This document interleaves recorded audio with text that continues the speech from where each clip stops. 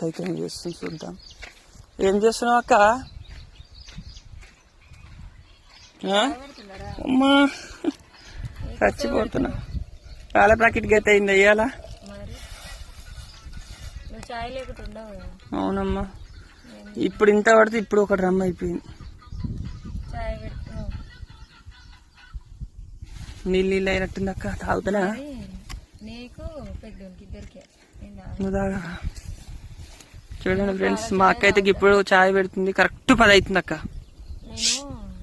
అన్నం కూర వరకల్లా మీరు ఆగరా? 10 అవుతుంది. 10 గంటలకు చాయ్ తాగేది.